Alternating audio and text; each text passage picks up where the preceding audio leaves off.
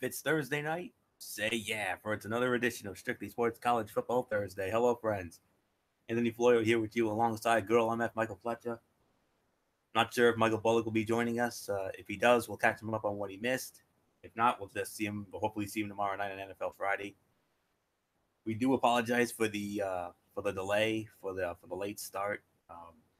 We were supposed to start 30 minutes ago, but MF had a maintenance type thing that he had to take care of on his end, so he asked if we could push it to 10:30. I said fine, not a problem. So thankfully he's got it all taken care of now. We're all set to go here. So this is our biggest show of the year yet because we have so many exciting matchups to get into this week. I mean, we got 4 huge matchups to get into as part of our docket for this week. And we got a game going on right now as we speak. The UCF Knights, the number 12 UCF Knights, they're squaring off against the Temple Owls right now over on ESPN2. And UCF is currently leading 42-34 at the end of the third quarter. But from what I'm hearing, Temple is threatening.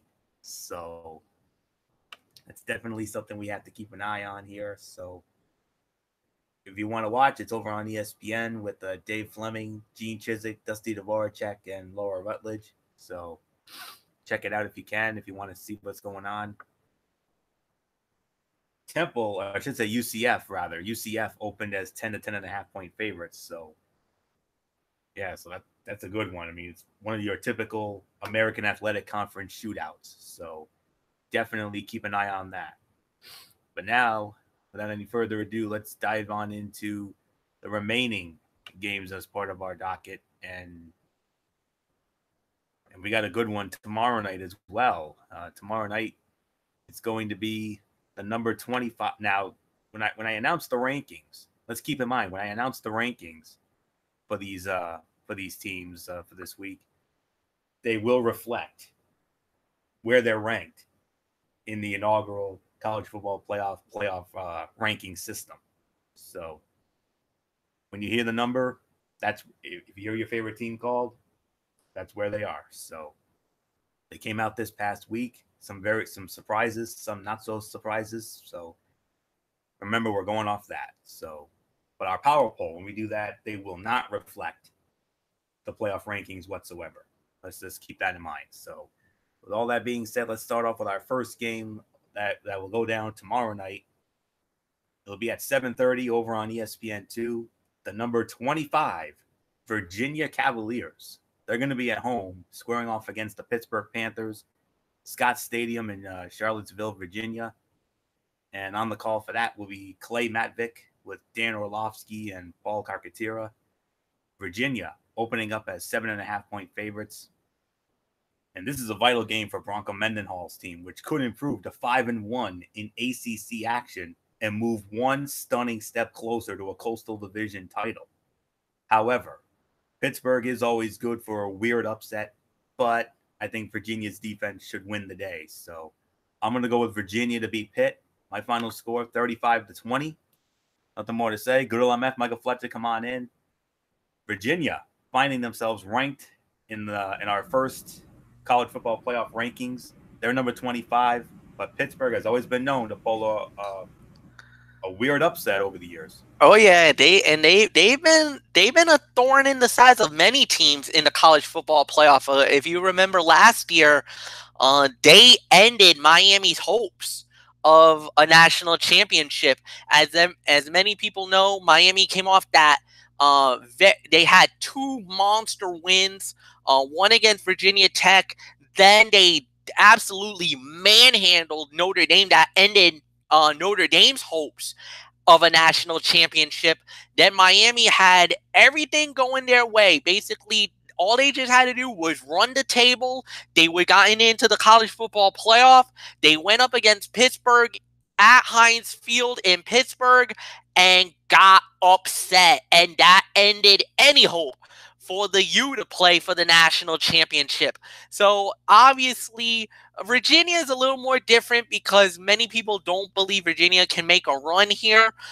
Yes, they are ranked, and a lot of ACC teams were ranked in this poll, which kind of might benefit Notre Dame. And I'll tell you why a little bit later on, why I believe that.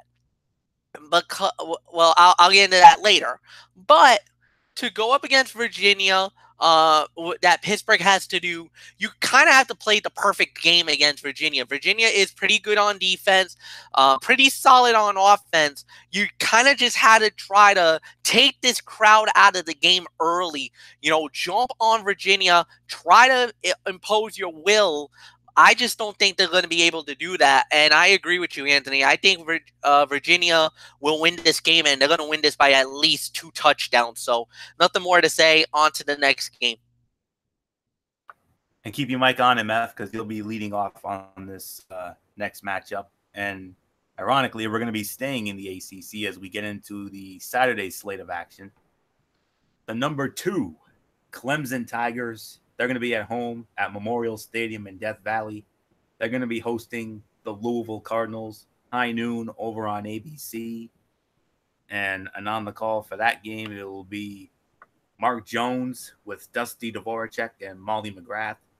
Clemson opening up as 38.5-point favorites. 38.5 points. GMF, I wonder why. Oh, yeah, your Heisman Trophy, Louisville's Heisman Trophy superstar is long gone. Yep, and not only that, but also a lot of injuries on that Louisville offensive line. Defensively, they're not as good as they were a few years ago. Yes, Lamar Jackson is now in the NFL playing for the Baltimore Ravens. So, and on top of that, Dabo Swinney and the Clemson Tigers, they kind of got very fortunate. A little bit of a lifeline by the College Football Playoff Committee by being ranked number 2 in the initial poll. So there's going to be a lot of excitement in Death Valley with that game, no doubt about it. And to go into that game, overwhelming favorites against a poor 2-6 Louisville team, a team that has not won a game, losers of 5 in a row. You could already sense how this is going to go. This is not going to be close, not one iota. Clemson is going to want to make a statement to this committee that, hey, we're gonna show you why you guys put us at number 2, and maybe depending on what happens with LSU and Alabama, we'll get into that in detail tonight. Who knows? In this next poll, Clemson could be number 1. Just depends. We'll wait and see. So, no doubt about it. Clemson's been unbelievable all season long. They are definitely in my top 3 in my power poll. So, nothing more to say on that. Yep, let's move on. So, Anthony, it's yours. And I'm sure you've got Clemson running away with it. So, absolutely, yes. Yeah, same here. 38.5-point favorites, man. That is not the least bit surprising. Louisville's ineffective offense will not do much against the Tigers, who will improve to 5-0 in the all-time series. So I got Clemson rolling as well. 48-10, Clemson all over Louisville. Nothing more to say. Let's move on to our next matchup. It's another high noon matchup. This one over on Fox.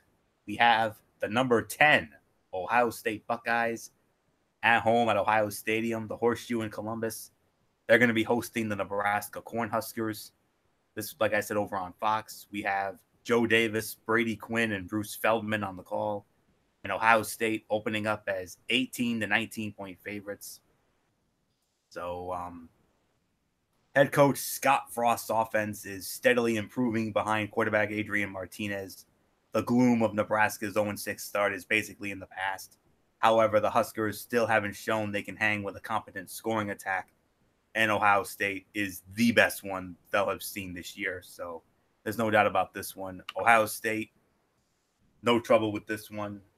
I think Nebraska might hang with them early, but then Ohio State will turn on the burners. So I got Ohio State winning 49-28. Give me the Buckeyes over Nebraska.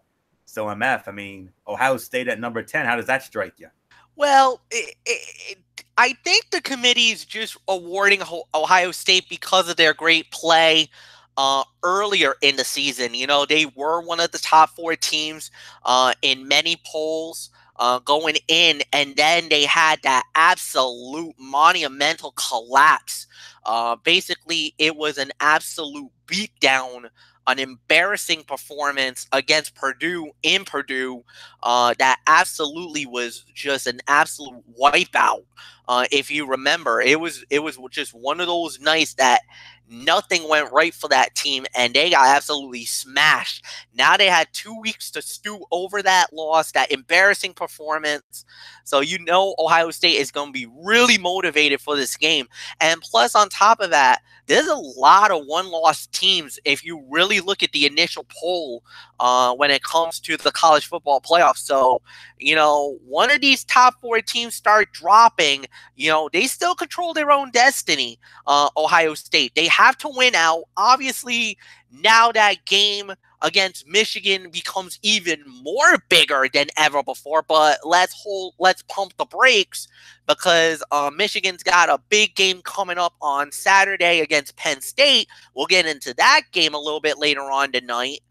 But if everything should hold true, if both teams win out going into that mega game on Thanksgiving weekend at the Horseshoe, I mean, Anthony, you talk about LSU and Alabama being the game of the century. Ohio State and Michigan, the rivalry game, this could be the biggest game they've ever had in about, I want to say, 3 years. Because if you remember, there was a couple of years ago where we had a game of the century matchup. And if you remember, that was beyond 5 stars. It was literally one of the games of the year. So who knows? We might have that again in Ohio State. But we'll just have to wait and see. But first off, Ohio State wins the game. I think they're going to absolutely dominate over Nebraska. I'm still not convinced about Nebraska, even though they have won their last 2 games. But I mean, this is a different animal. This is a monster they're going after. A pissed off and angry Ohio State team. Not good. And especially they had 2 weeks to prepare. Man, this is going to be a long afternoon in Columbus. That's all I'm saying. Nothing more to say. It's all yours. All righty. Let's excuse me. Let's move on to our next matchup. And MF, you'll start this one off. Back to the ACC. High noon matchup. Syracuse Orange. How about it? The Syracuse Orange finding themselves in the inaugural CFP rankings. They come in at number 19. But they're going to have a tough one ahead of them as they're going to be squaring off against the Demon Deacons of Wake Forest at BB&T Field in Winston-Salem, North Carolina. And that one will be on that's going to be on one of those ACC type networks. So if you have, I think it's like, you know, on one of those local channels around here. So if you want to check out that game, you can do so on that ACC RSN or ACC Extra. It'll be the A team for that. Wes Durham, James Bates, and Rebecca Capel. And the spread favors Syracuse 6.5 to 7. So MF, I mean, Syracuse finding themselves in the inaugural rankings coming in at number 19. So, but they're going to have a tough one against Wake Forest, even though it is the smallest stadium, you know, Wake Forest Stadium. So MF, I mean, how about Syracuse this year coming in at number 19? I mean, to me, they're my biggest surprise in the game this year. Yeah, they are a big surprise. And on top of that, they just beat a very good NC State team. And not only a pretty good one, they handled them. They won at least by 10 points in their last game. I think the final score was 51-41, and that was in the Carrier Dome. So yeah, absolutely, they've had some very good performances so far. I mean, they beat they beat Florida State, almost knocked off Clemson. I mean, 27-23. They beat UNC, close game. NC State, they won that game as well. So I mean, yeah, they've done really well, and their schedule. I mean, after Wake, then they got an easy game against Louisville, but then November 17, they got to go on the road against Notre Dame. I mean, that is not an easy game at all in South Bend, and the way Not to as MF. I'm sorry to interrupt, but is that the Yankee Stadium game? Yes, it's the it Yankee is. Stadium.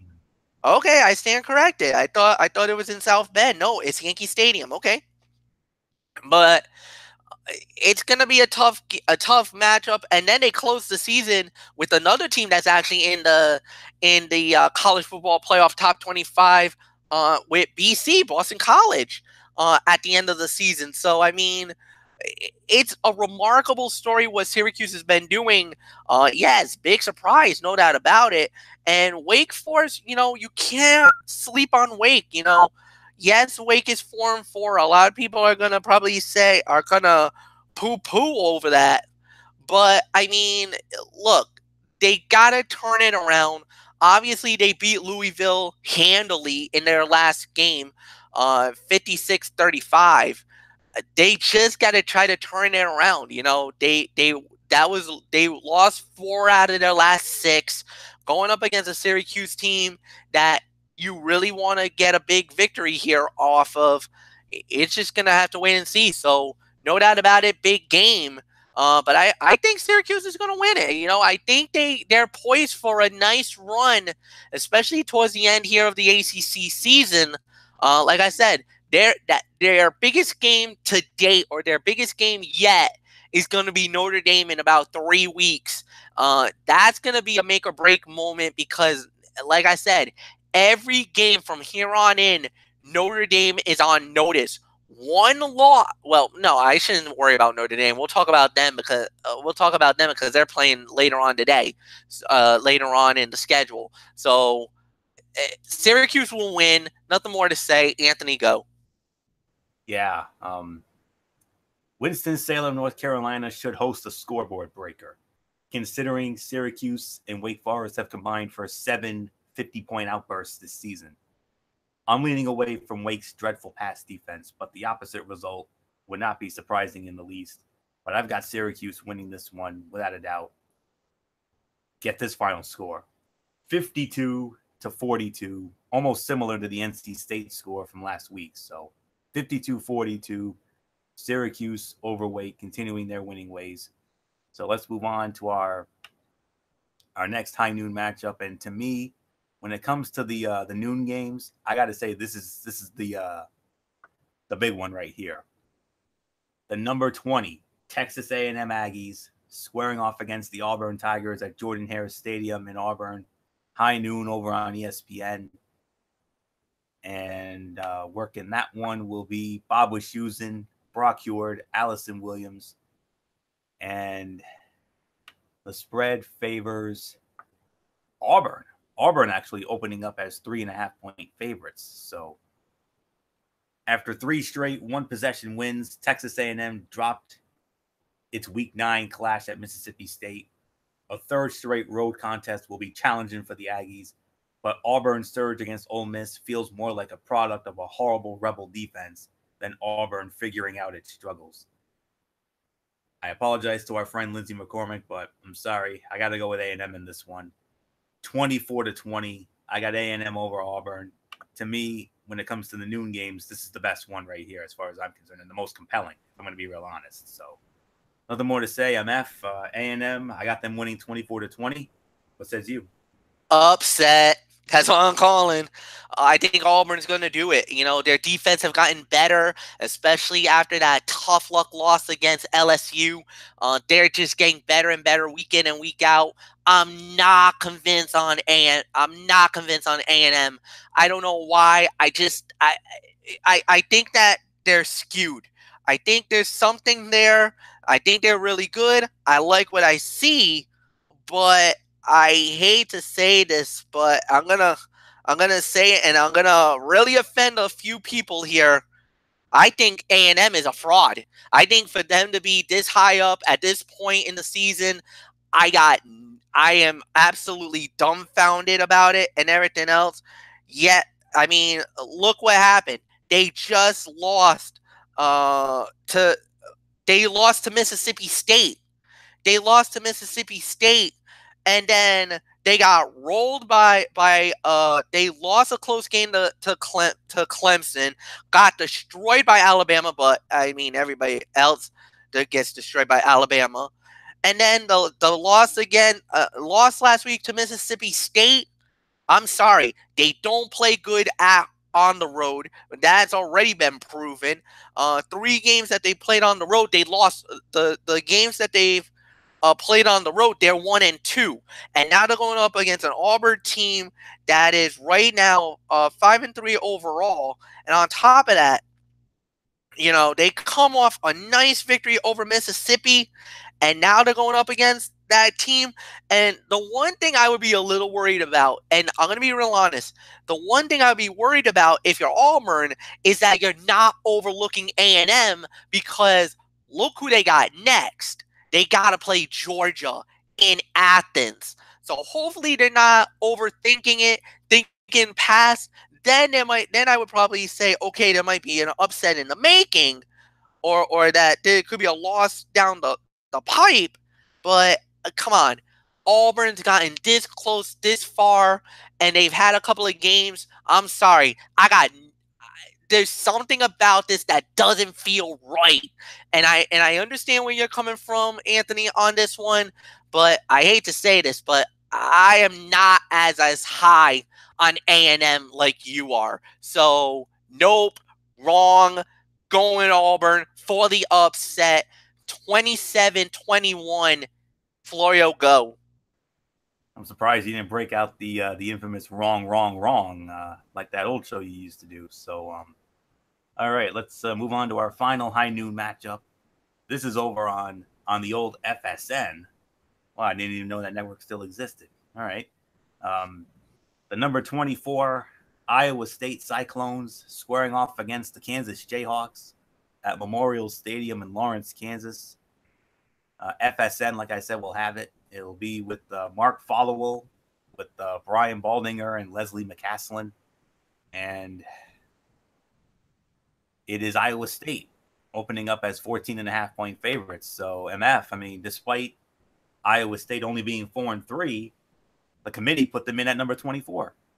Well, the thing is that what really got them in was, I mean, look at the games that they've had recently. They tough luck loss against Oklahoma, but what I think got them in was basically that win over Oklahoma State. At the time, Oklahoma State was at number 25. They were the 25th team at that point when that happened. Plus, they're also rewarding them for 3 very good victories in a row. Oklahoma State, then they beat West Virginia, and they actually not only beat them, they crushed them, 30-14, and then they outlasted Texas Tech. So I mean, those are 2 ranked teams, and then Texas Tech, which is pretty good. I mean, 5-3 overall for them. I mean, why not? I mean, that's worthy enough to get you into the top 25 in my mind. I would award them for the 3 straight wins that they were doing. So obviously, they really feel very high on them. Is it worthy enough? We'll wait and see what happens. But I like what I see. Nothing more to say, and I do believe they'll win this game as well. So, give me Iowa State, Anthony. It's yours. And now we move on to the 3:30 kickoffs, and it's the first of our 4 huge matchups of the week. Get ready. We're going to start it off with the game that I personally consider the number 2 game of the week. Here it is. The numbers, it's the SEC. It's the first half. It's not often we say this, but it's the first half of an SEC on CBS doubleheader. Yes, and go figure. Both those games are the 2 games of the week. Go figure. But the number 2 game of the week starts it off at 3:30. The number 6 Maine and Georgia Bulldogs. The number 9 Kentucky Wildcats. Kroger Field in Lexington, Kentucky. Carter Blackburn with Aaron Taylor, Rick Neuheisel, and John Schriffen on the sidelines. And it's Georgia opening up as 8.5 to 9.5 point favorites. Oh, by the way, the SEC Eastern Division title on the line in this one. So that's why we got to make this the number 2 game of the week right here. Kentucky's defense has been excellent this year. Georgia, though, will be the unit's biggest test. And quarterback Jake Fromm recovered from his horrid outing at LSU with 10 yards per attempt and 3 touchdown passes to defeat Florida in the world's largest outdoor cocktail party last week. Another efficient day should help the Dogs topple UK and clinch the SEC East crown for the Maine and Georgia Bulldogs. There's no doubt in my mind, I think this game can be a 5-star classic. It's got the makings of it. There's a high possibility for an upset here. I would not be surprised if Kentucky were to somehow find a way to win this thing. It would be their biggest win, maybe in the history of their football program. But nonetheless, I got to go with the Maine and Georgia Bulldogs on this one. My final score, Georgia 26, Kentucky 21. MF, I think it's about time for the first of 4. I think it's time for MF to break out the hype man character for this one, because number 2 game of the week, SEC Eastern Division title on the line. Number 6 Georgia, number 9 Kentucky in Kentucky. Who would have thought this would be the number 2 game of the week at this point? And not only that, but this is the biggest game for Kentucky's football history. A win will cement them a spot in the SEC championship game at the Mercedes-Benz Stadium in Atlanta in the first week of December. I mean, that's really what you're looking at. This is a make or break moment. And for both teams, a loss will practically end any hope of a college football playoff spot. So this is not just for the SEC Eastern Division title. This is not just to solidify themselves a spot in the SEC championship game in Atlanta. No, this also has college football playoff implications, because the loser of this game is out. You don't get in. You're going to get left at the door, because of the fact that even if you make it through, if you win this game, you might even solidify yourself a possible New Year's 6 game. And that's also just as big of making the college football playoff. You don't make the college football playoff, all right, fine, no, that's no problem. But you could still make a New Year's 6 game. And a New Year's 6 game is worth a lot of money. Trust me. You want the millions of dollars. You want the national exposure. Be in a New Year's 6 game.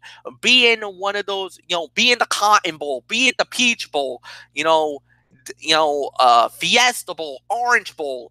You get into a New Year's 6, you are in the elite. You are in one of the greatest positions you'll ever be in your career. And trust me, a New Year's 6 game could also give an opportunity for your school to be in the national spotlight. Remember what happened to UCF a year ago when they made their trip into the New Year's 6, and look at where they're at right now. So, I mean, absolutely, this is a must-win game for both teams. For Georgia, it's a revenge game. This is about getting back to the national championship game because you believe in yourselves that you were right there. And right now, they're on the outside looking in. They're at number 6. They got to leapfrog over Michigan. They got to leapfrog over Notre Dame. They got to leapfrog over LSU. They got to try to leapfrog over Clemson. And of course, they want Alabama.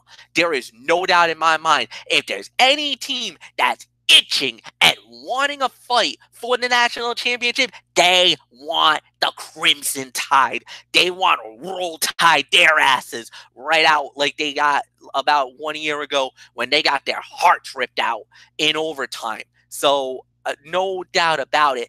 This is honor. It's about pride. It's about school pride. And not only that, but you got the SEC Eastern Division title on the line. It don't get no bigger than that. To solidify yourself, if you are Georgia, you're thinking 3 things.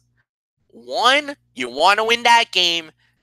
You want to win the Eastern Division title because that will guarantee you a shot at the SEC title. And I know for a fact they want Bama.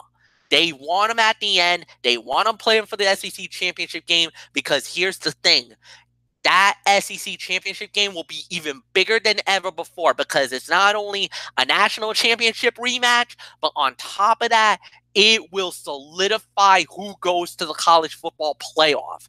You win that game, you're in. There is no ifs, no ands, no buts about it. So obviously Georgia wants that revenge tour. For a team like Kentucky, you're playing with the house money right now.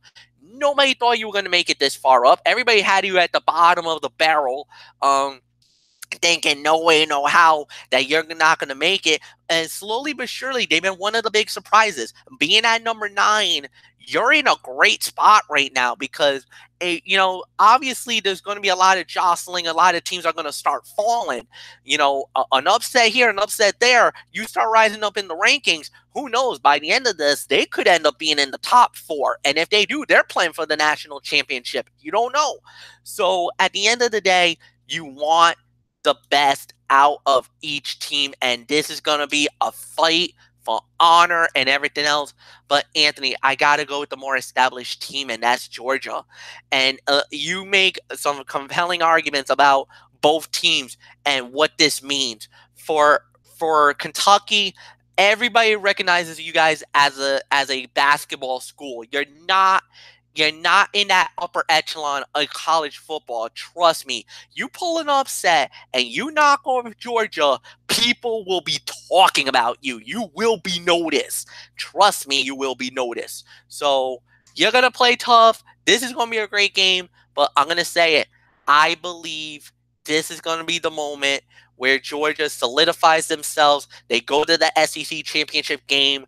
But like I said, they're on a revenge tour. There's one team they want more than any other team, but to get there, they need a win out. So obviously, they want to win to get into the SEC championship game because they know if they get there, there's one team that's going to be standing in their way, and that is the Crimson Tide. Now, I know. Wait, Mike, hold on, because remember, there's another team out there named LSU, and there's a big game there. So who knows? That might have major implications over the West. So whoever wins the SEC West, they might have to play Georgia. So we'll have to wait and see. At the end of the day, I'm going to say it. Georgia wins. Nothing more to say. Florio, go. Awesome. And well, we go from the number 2 game of the week to the game that I'm going to consider the number 4 game of the week. From the Big 12, this one over on Fox, the number 13 West Virginia Mountaineers squaring off against the number 17 Texas Longhorns at Darrell K. Royal Texas Memorial Stadium in Austin, Texas. I believe the A team is working this game for Fox. I do believe it'll be Gus Johnson. Let me just double check and be sure. Yes, it is indeed Gus Johnson, Joel Klatt, the All-American girl, Jenny Taft. And Texas opening up as 2-point favorites. That's it. Just a 2-point spread for the Longhorns. Now, MF, I mean, I know how high you've been on Texas this year. You've been very high on Texas this year. Oh, yeah. But they're going to be hosting a certified, bona fide Heisman contender in West Virginia quarterback Will Grier. This has the makings of a shootout in Austin. It does. West Virginia and Texas. Number 4 game of the week. How about it? Last year, Texas beat West Virginia 28-14. But let me tell you, Anthony, I think this might be the day where it could all go wrong. Texas is reeling after that big, stunning loss to Oklahoma State, 38-35. And that was a devastating loss, man. They fell behind early, tried to make the comeback, just ran out of time. The gallant effort. But West Virginia is also coming off a major win on last Thursday, a 58-14 throttle of Baylor. And you want to talk about a team that's in hard times right now. So, yes, this is going to be a big game, definitely a tough matchup, not easy at all. And the thing is that what type of Texas team are we going to get? Are we going to get the team that pulled off the big win and the Red River rivalry over Oklahoma, or are we going to get the team that actually got stunned by Oklahoma State? So I don't know what team we're going to get. We've seen how great West Virginia's been lately. I mean, they've been red hot. So, I mean, this is going to be a proving ground game more than anything else. Show me something is what I'm going to say. But I got to go with the team with the hot hand. And right now, that hot hand is actually West Virginia. As much as I love Texas, I hope this puts a fire and motivation for them, so for them to play great. Because unfortunately, Texas, I rode you guys with the Red River rivalry. It caused a lot of friction, and trust me, I was in the doghouse with Dede Woodson and Kevin Woodson because of that. But I'm gonna go against you guys this time around. I'm gonna go with West Virginia to beat Texas 31-28. I think it's gonna be a really good game, but I think West Virginia is the better team, Anthony. It's all yours. On paper, they're the better team, absolutely. But I know this is gonna come as a surprise, MF, but I'm pulling a U here. I'm going for the upset here. I'm going with Texas. Now, since this Big 12 showdown is a matchup of comparable defenses, keyword defenses, the quarterbacks will likely decide the outcome. Though Texas quarterback Sam Ehlinger is dealing with a right shoulder sprain, West Virginia quarterback Will Grier, I think, is liable to throw a couple of higher risk passes every game.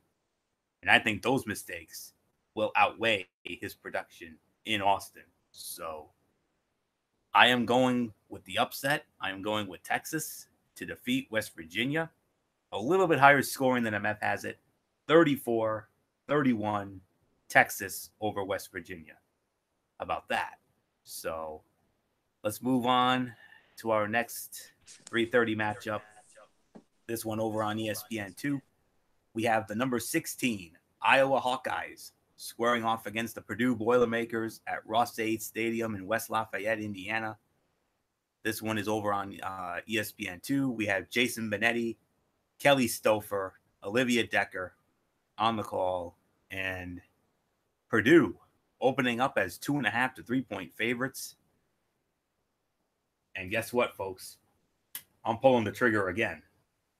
Purdue came crashing down last week, losing to Michigan State 23-13, a week after it obliterated Ohio State 49-20. Iowa won't allow the Boilermakers easy yards, but Purdue's advantage in red zone efficiency will atone for an uneven day on offense. Now, if this game was in Iowa, I definitely would have gone with Iowa because we all know how tough they are to beat at Kinnick Stadium. But with this game being at Purdue and considering Purdue pulled a massive upset a couple weeks ago, I think they can do it again. If I'm wrong, I'm wrong. I know MF's probably going to poo-poo all over me on this one. That's fine. Not the first time. Sure as hell ain't going to be the last. So My second upset of the night, I've got Purdue defeating Iowa 24-19. MF, how do you follow that? What do you think of that? How do you like those apples on my end? Florio, I was gonna go the same route. I actually believe the hype of Purdue, especially at home, the way they actually throttled and crushed Ohio State. Yeah, they did lose in East Lansing, but then again, after a major win like that, yeah, did you even expect that something like that was going to happen? I mean, you kind of knew a letdown was possible. You know, you had such an emotional game. You were emotionally charged, high up, ready for war, and then you had a bad loss. Okay, a bad loss, but now you're back home against another quality team or another good team. I kind of got a good feeling about this as well. I think Purdue's going to do it again. I don't know if there's going to be another stampede like there was in Ohio when Ohio State got upsetted, but I do believe that Purdue will get the win and they will beat Iowa, because Iowa's good at home, not so great on the road. Big problem there. So we'll see. But I got Purdue winning, so nothing more to say. Florio, Michael Bullock is here, so let's try to catch him up on all the games he missed. Yes, indeed. And Michael Bullock, welcome. We're gonna catch you up rapid fire style like we always do when you come in late. So hey, good to be here as always, man. And you picked a great time to be here. Our biggest show of the year with so many huge matchups this week. So, but there's one match I'm definitely gonna talk about. Yes, indeed. So, but nonetheless, let's start it off with the game that's going down tomorrow night. Number 25, Virginia at home against Pittsburgh. By the way, the rankings that I'm going by are the rankings that these teams came in on in the inaugural first college football playoff rankings. Yeah, that came out this past Tuesday. So Virginia, number 25, they're at home against Pittsburgh. Who you like there? Yeah, I got Virginia winning that one. So let's just move right along. Number 2, Clemson at home against Louisville. Yeah, I say Clemson in a rout. They're 38.5-point favorites, by the way, Bullock. So, well, according to the one I see here, they're actually 39.5-point favorites. Yeah, and another site has them as 37.5-point favorites. But bottom line, they're huge favorites. So let's move on. Number 10, Ohio State at home against Nebraska. Oh, I got the Ohio State Buckeyes winning this one big as well. How about number 19, Syracuse going up against Wake Forest?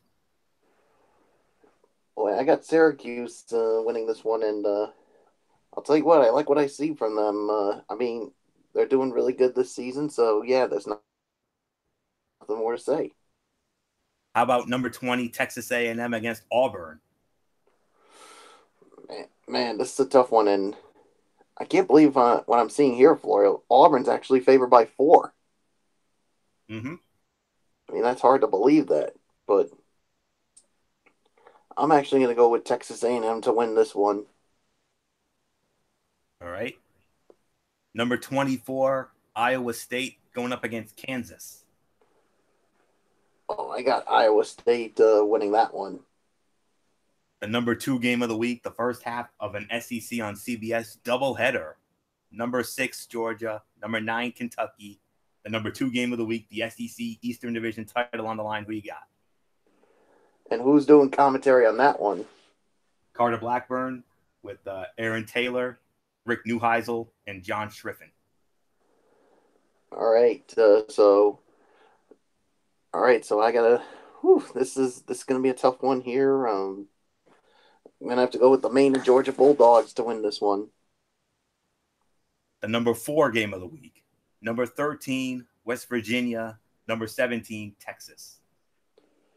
You know what? I'm calling for the upset here. I'm going with the Texas Longhorns to win this one. And the game that we just talked about, number 16, Iowa, going up against Purdue. You know what? Florio, I'm going to do it again. Make it 2 in a row. I'm calling for the upset. Purdue over Iowa in this one. Okay, so you're all caught up now. So let's get into the rest of our action here. Our next matchup, 3:30 over on ABC. We have the number 21 North Carolina State Wolfpack at home against the Florida State Seminoles at Wayne Day Family Field at Carter Finley Stadium in Raleigh, North Carolina. 3:30 over on ABC. And on the call for that one will be Adam Amin with Rod Gilmore and Quint Kesenich. And spread favors NC State. NC State opening up as 9 to 9.5 point favorites. I believe it's MF who starts this one off. So MF, NC State somehow still in the rankings after losing to Syracuse last week, but they're at home against an average and mediocre Florida State team. So MF, started with you here. NC State at home against Florida State. What do you think?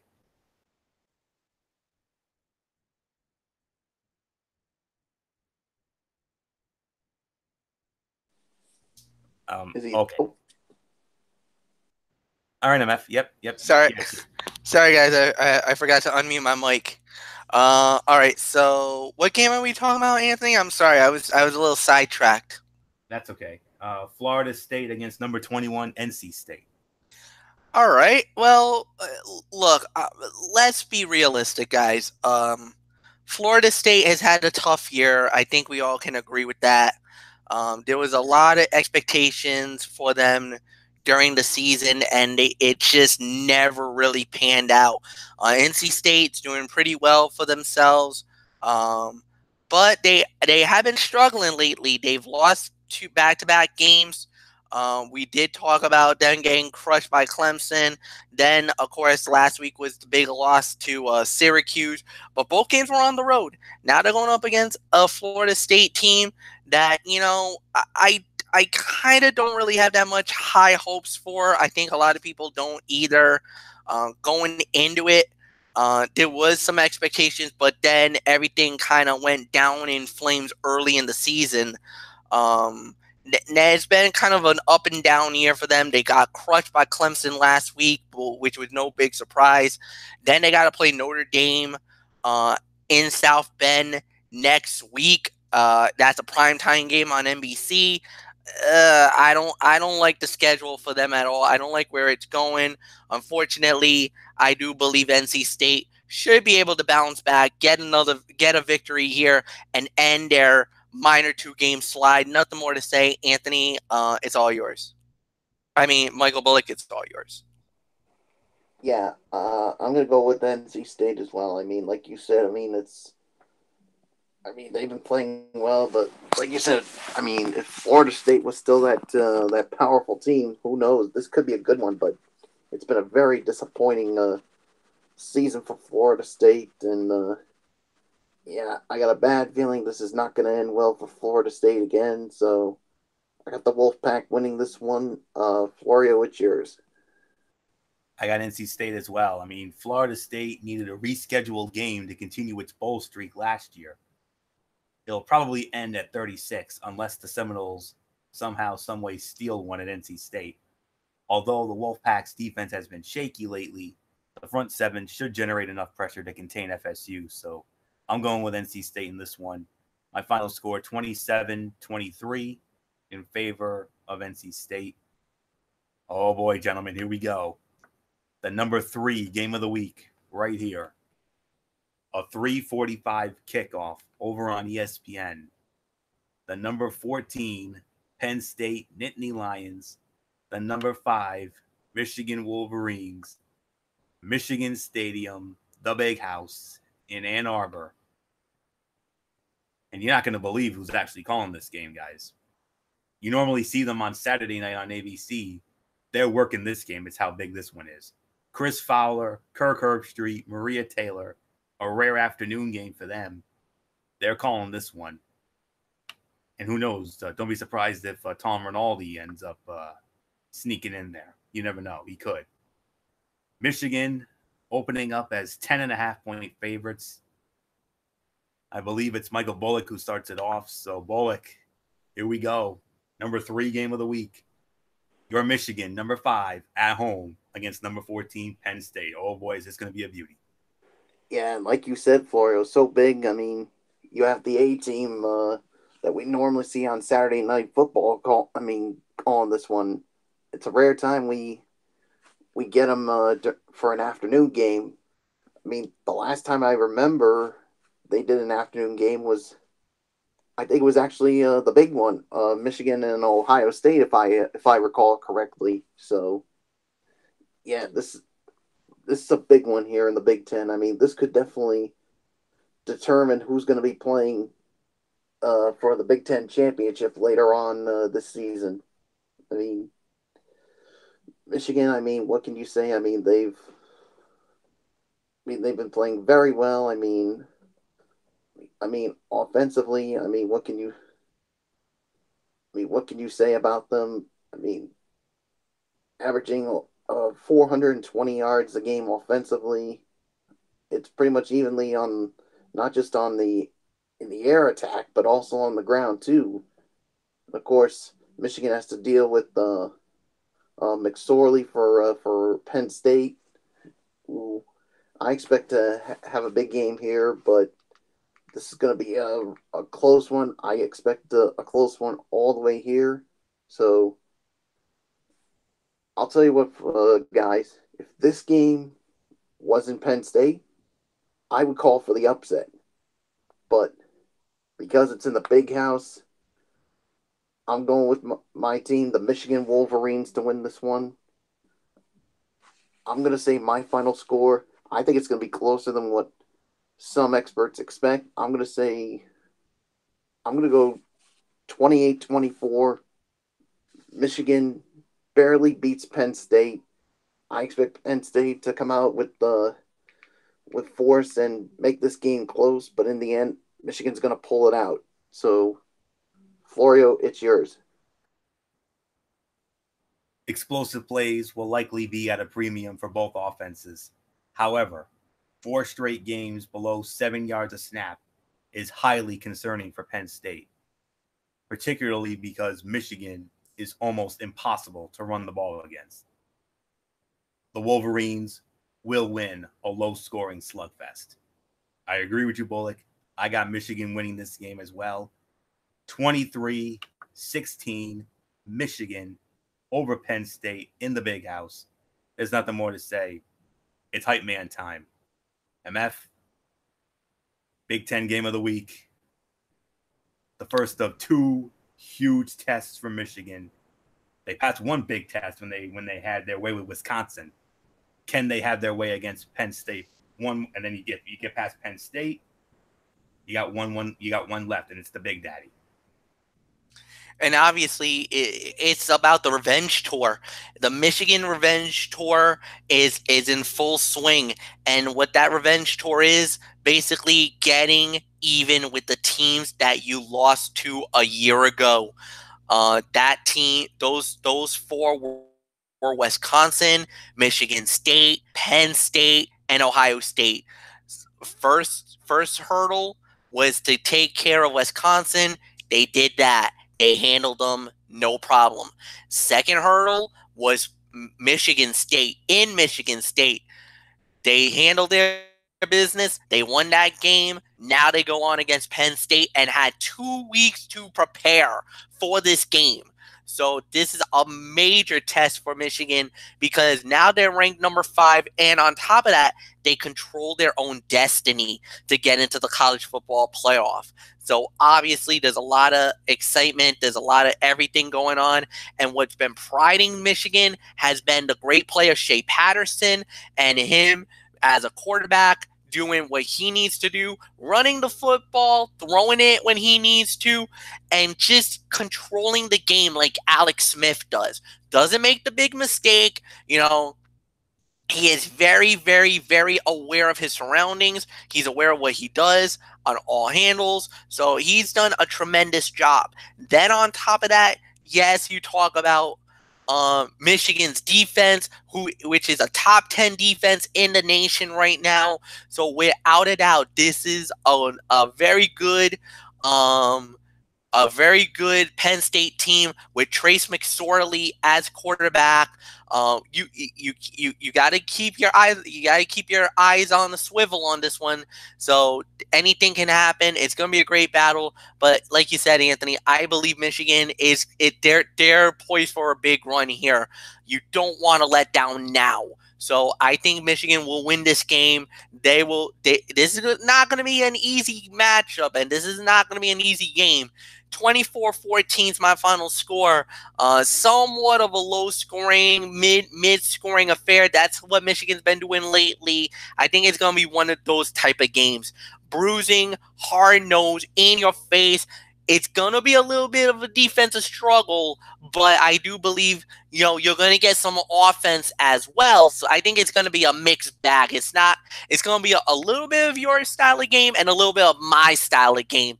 I love the defense. You love the offense. I think you're going to get a mixed bag of both. I think it's going to be one of those where every yard is going to be you're going to have to earn every yard, and every point is going to have to be earned on this one. This is be a man fight more than anything else. So nothing more to say, Florio. Let's move on. Next game. Absolutely, MF. I mean, that's a be a man game if there ever was one. Well, there's one. Well, I think our game of the week, that's going to be a be a man game if there ever was one. So with all due respect to this matchup. So, all right. We have another 3:45 kickoff, believe it or not. This one out of the ACC, the number 22, Boston College Eagles, back in the rankings.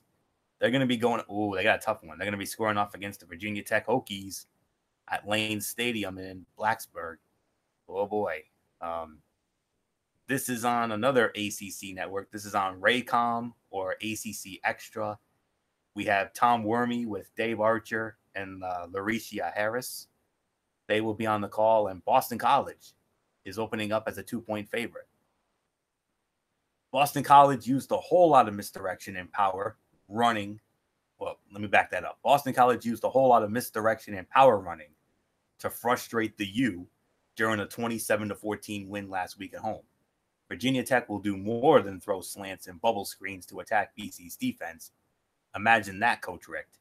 But an uncharacteristically mediocre run defense, number 78 overall, I think will be the Hokies' undoing once again.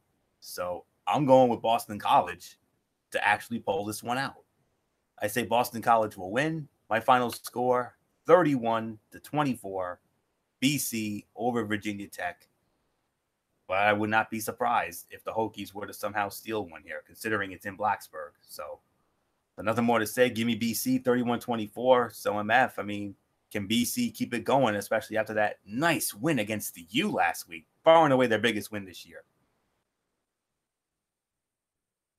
Yeah, no, without a doubt. BC's been looking really good lately. It actually has been, but it's definitely one of those type of things. Nothing more to say. I'm with you. BC wins. Michael Blake, it's yours. Yeah, I'm going with Boston College as well. What can you say about them? I can say that they're definitely overachieving this year. To actually be in the rankings. And, I think they'll win this one. But, like you said, Florio, I would not be surprised if Virginia Tech somehow wins this since, like you said, it is in Blacksburg. So, nothing more to say. Florio, let's just move right along. And we move on to the first of two 4 o'clock kickoffs. This is a 4 o'clock kickoff over on the SEC network. The number 11, Florida Gators, at home at Ben Hill Griffin Stadium in Gainesville. They're going to be hosting the Missouri Tigers. Like I said, the SEC network is where you can find this one. For those of you who are interested, it'll be Tom Hart with Jordan Rogers and Cole Kubelik on the call. And we have Florida opening up as 6 to 6.5 point favorites. So MF, after Florida got beat down by Georgia last week, They're number 11. How is that? They rewarded Florida because of their great play throughout the entire season. And look, as much as we may say about what happened in the greatest outdoor cocktail party, it's one of those cases where, you know, I'm going to be openly up. I got to say it. I think a lot of people are very high on Florida, and I think that's why the committee rewarded Florida for their great play throughout the season. I mean, with them, and look at the schedule that they did. I mean, Tennessee, Mississippi State, beating LSU, beating Vandy. Yeah, they did lose to Georgia, which is, tough loss. But, I mean, the body of work and plus the way some other teams have handled their business in the SEC, that kind of gave Florida the opening that they needed, and they rewarded them with the number 11 spot. Now, clearly, I don't think they're going to make it to the college football playoff. I think a New Year's 6 is kind of on the outside looking in. But if some of these teams up at the top start falling, maybe Florida sneaks in. I know that's going to be a little bit of a debate because they're not going to be able to play for the conference championship because if you think about it, Alabama, LSU, and Georgia and Kentucky right now, like we said, Kentucky versus Georgia is a championship game. In other words, the SEC East title is on the line. Then in the West, it's basically down to LSU and Alabama. Whoever wins that game pretty much clinches that version of the conference title on that half of the conference. So, I mean, Florida is going to win, but they're going to need a lot of help to get into the New Year's 6 more than anything else. But we'll see. Nothing more to say. Bullock, it's yours.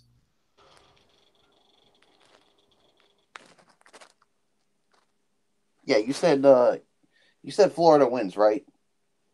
Yes.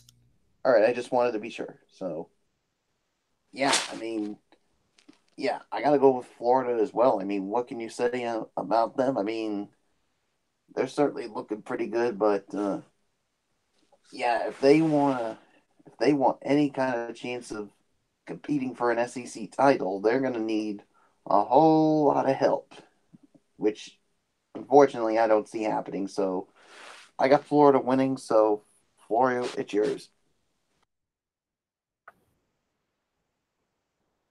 Missouri was unlucky to lose on an untimed play against Kentucky, but it was the continuation of a troubling trend for quarterback Drew Lock. He's averaged just 5.3 yards a throw against SEC competition, and Florida's poor day against Jacob Fromm was likely an outlier. I'm going with Florida as well. 27-20, Florida over Missouri. Moving on, 4 o'clock kickoff over on the Pac-12 network. We have the number 15 Utah Utes squaring off against the Arizona State Sun Devils at Sun Devil Stadium in Tempe, Arizona. This game over on the Pac-12 network, we got Ted Robinson, Yogi Roth, and Jill Savage on the call. And Utah opening up as 7 to 7.5 point favorites. So I believe it's Bullock who starts this one off. So Bullock, Utah comes in at number 15, but they got a tough one against Herm Edwards' Arizona State squad at Sun Devil Stadium. Yeah, and I'll tell you this right now. I mean, Herm Edwards is going to have his Arizona State team ready to go. I mean, they're looking to make things very, very tough for Utah. I mean, and as of right now, they have the clear path to the Pac-12 South title and a spot in the Pac-12 title game. But like you said, they need to finish. They need to finish the regular season strong if they want any chance of being in that Pac-12 championship. Because I mean, some of these games are not going to be easy after this one. Because look at who they got after. I mean, they got to take on the Oregon Ducks. Next week, and then they got to go to Colorado the following week to take on the Buffaloes, and then they close out the regular season against BYU. So if they can finish strong, they will be fine. So, but first they got to take care of business against Arizona State. I think they will. I think this one's going to be close because, like I said, I think Arizona State's going to make this a game of it. So I'm going to go with, but I still got Utah winning this one. I'm going to say my final score. Let's go with 24-17 is my final score. Florio, it's yours. Utah has reached the 40-point plateau in 4 straight games and surrendered just 17.3 during that stretch.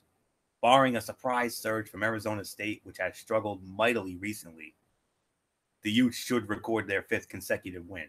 And as a matter of fact, I think they will record their 5th consecutive win. I agree with you, Bullock. I got Utah winning as well. I've got it a little more higher scoring than you do. I got Utah winning. My final score, 31-24. Utah over Arizona State. So nothing more to say. MF, how about it? I'm going to be very short and sweet with this one. It's going to be Utah, no doubt about it. I think they're the better team. Arizona State, nice little story so far. I mean, they came off a huge win over USC, and plus they've had some stunning upsets up to this point. I mean, a couple of games here and there that they got some nice wins on, but yeah, I think just Utah's far better team.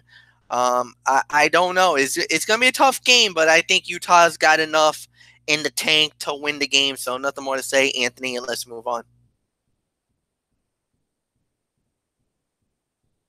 Let me move on to the game that I personally consider the sleeper game of the week. And if I had a top 5, I would put this game in at number 5. My number 5 game of the week right here. I love this matchup. It's a 7:15 kickoff over on ESPN.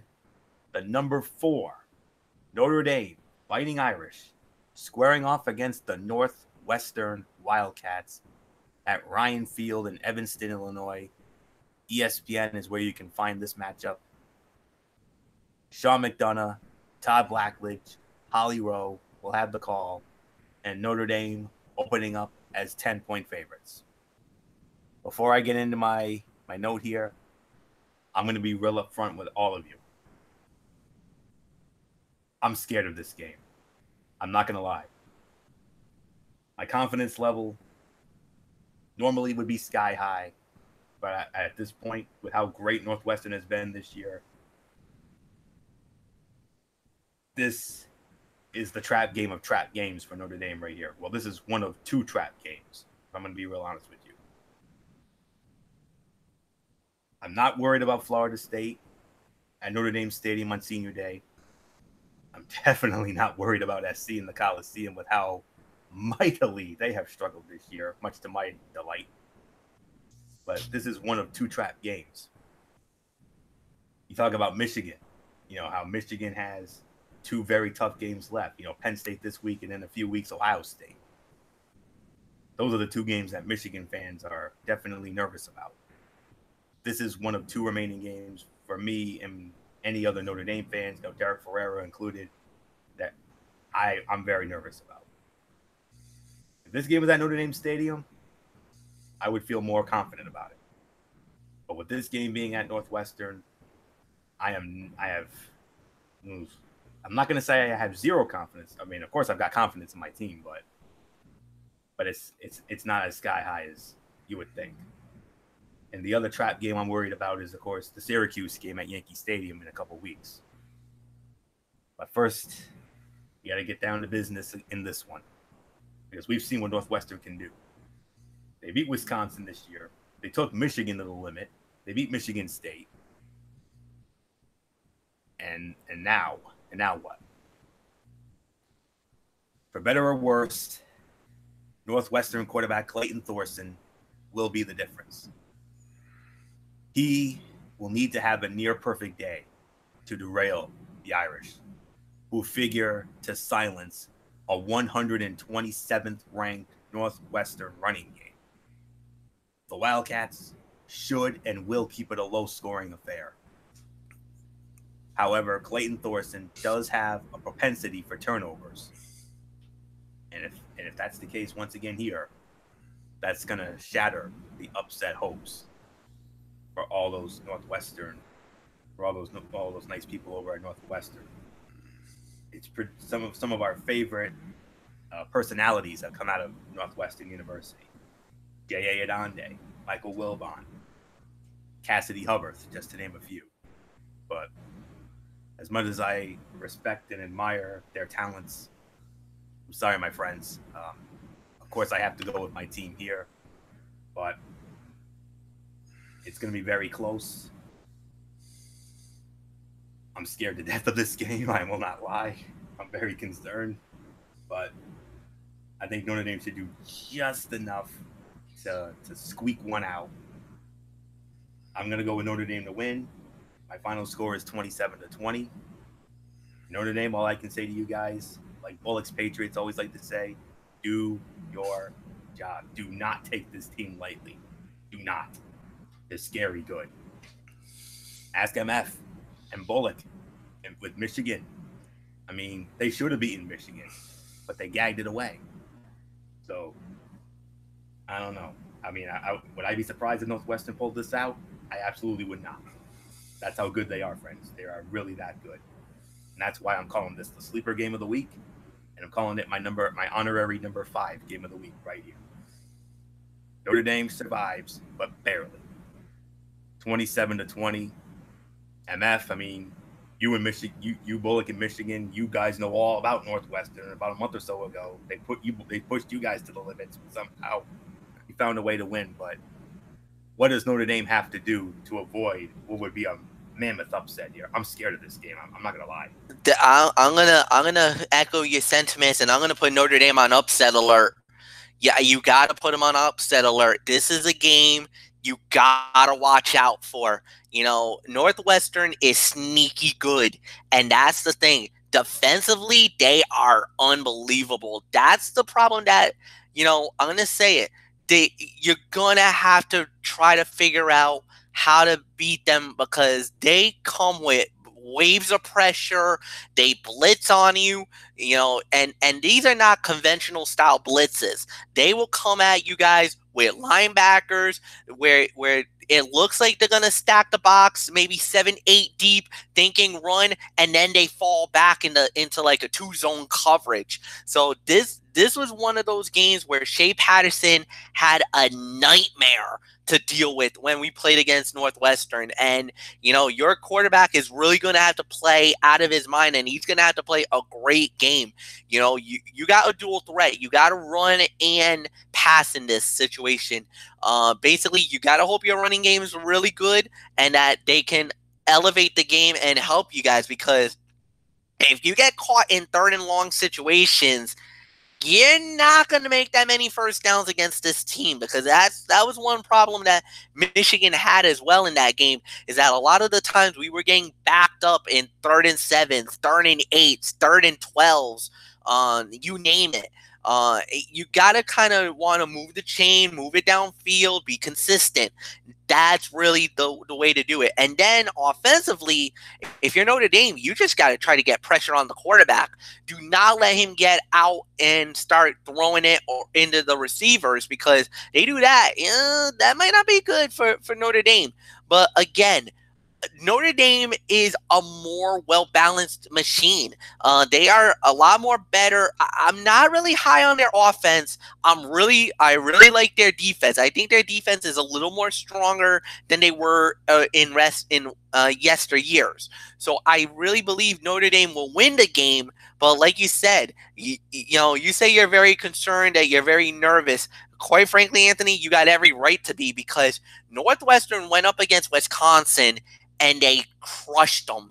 And you know Wisconsin has always been a really good team, but Wisconsin's been struggling lately. Like you said, they went up against Michigan State. They beat them handily, almost knocked off Michigan, and could have ruined my season right then and there, but didn't, thank God. So, I mean, and that's the one thing that you really got to worry about, because unlike with any other teams, Notre Dame doesn't have a conference championship. They're an independent, but they like to play a lot with the ACC. that's why there's a major advantage seeing all these ACC teams in the top 25, because the more ACC teams you get, these are the same teams that Notre Dame has been playing throughout the season, that actually increases their possibility of making the college football playoff. Now, I'm going to tell you right now, Florio, if Notre Dame loses, they're gone.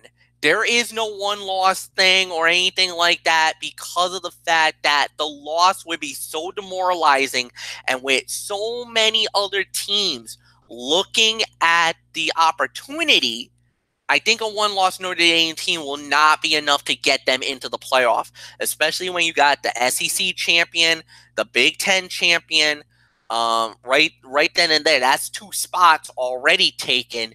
Then we got to see where the other 2 come from. So right now, I say Notre Dame, basically, in order for them to get in, they're going to have to run out. They're going to have to win every game. That means they're going to have to figure out how to beat Syracuse. They're going to have to figure out how to win all these games. If they win all 4, they're in. No ifs, no ands, no buts. They're in the playoff. One loss, I think they're out. I don't have them getting in because of the math, because of the committee, and because of just the eyeball test alone. They don't get in my mind, in my eyes. If they lose this game to Northwestern, and I think your boys are done. I'm sorry. I'm going to be real honest with you, because there's too many teams in that one-loss category that will love to see Notre Dame fall. A lot of teams, including Michigan. So we'll see. Notre Dame wins very barely. My final score is 24-21. Michael Bullock, I give it to you. Yeah, I expect this to be. Yeah, I expect this to be a close one here. I mean, yeah, like you said with Notre Dame, I mean, they just need to just go into Northwestern, handle their business, and of course, do your job. That's the most important thing, because if they can just do all that, they should be able to come out victorious. But if they make any mistakes at any point, not only will they lose this game, but they could pretty much say goodbye to the college football playoff. No doubt about it. So, yeah, so I got Notre Dame winning this one. I'm going to say 27-24 is going to be my final score. So, Florio, let's move right along to our next game. And before we do have a final. UCF. UCF survives. They defeat Temple. Temple gave them a game. But ultimately, number 12, UCF, has defeated Temple. The final score, gentlemen, 52-40. UCF holds off Temple. So UCF survives. So we'll see how that affects them going into the next rankings this upcoming week. So with all that being said, let's move on to our next matchup. 7:30 over on the SEC Network. The number 18 Mississippi State Bulldogs are at home at Davis Wade Stadium at Scott Field in Starkville, hosting the Bulldogs of Louisiana Tech. SEC Network will have this one. It'll be with Dave Neal, DJ Shockley, and Dawn Davenport. And Mississippi State opening up as a 23.5-point favorite. I believe it's MF who starts this one.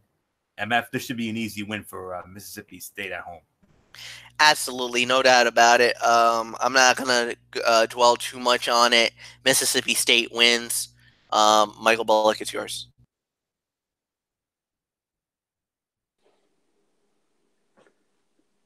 Oh, yeah, I got Mississippi State winning this one.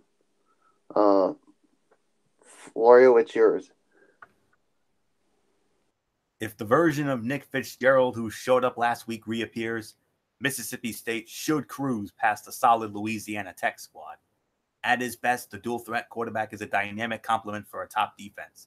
But if he's inaccurate through the air, Louisiana Tech will be within striking distance late.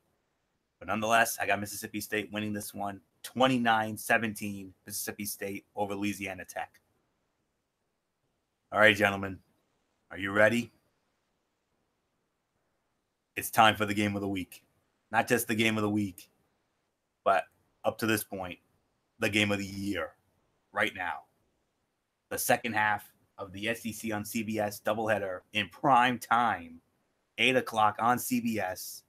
The number one reigning and defending undisputed national champion Alabama Crimson Tide squaring off against the number 3 LSU Tigers, Tiger Stadium, Baton Rouge, under the lights. Brad Nessler, Gary Danielson, Jamie Erdahl, they'll be there. And believe it or not, Alabama opening up as a 14 to 14.5 point favorite. Michael Bullock, lucky you, man. You get to lead off on the game of the week. Also, and at this point as well, the game of the year. Number 1, Alabama. Number 3, LSU. 5-star Shakespearean drama classic coming. Oh yeah, I definitely expect it. I mean, these two. I mean, what can you say? I mean, to me, this could. It's a big game for both sides, but LSU has a chance to basically cement itself. They have a chance to pull off an upset here and basically have a chance to basically throw the whole college football playoff into a what's the word I'm looking for? What's the word I'm looking for, Florio? Utter mass and utter chaos, tailspin. Yeah, that's what we could be looking for if LSU can pull it off. I think LSU, if they're going to pull this off, they need to strike first and strike fast. If they can do that and play really good defense against this Alabama offense, they just may be able to do it.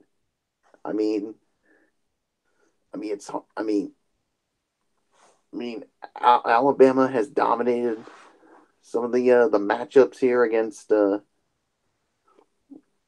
LSU, and yeah, this is. What can you say about this, guys? There's really nothing more that needs to be said. Ooh, this is really going to be a tough one here to call. Part of me wants to see the upset. Another part of me thinks Alabama's gonna do this. This is tough. But you know what? I'm gonna do it here. I'm gonna pull the trigger, and if I'm wrong, I'm wrong. LSU upsets number 1 Alabama. I think it's going to be a low-scoring game. My final score, LSU 20, Alabama 17. And it puts the college football playoff into utter chaos.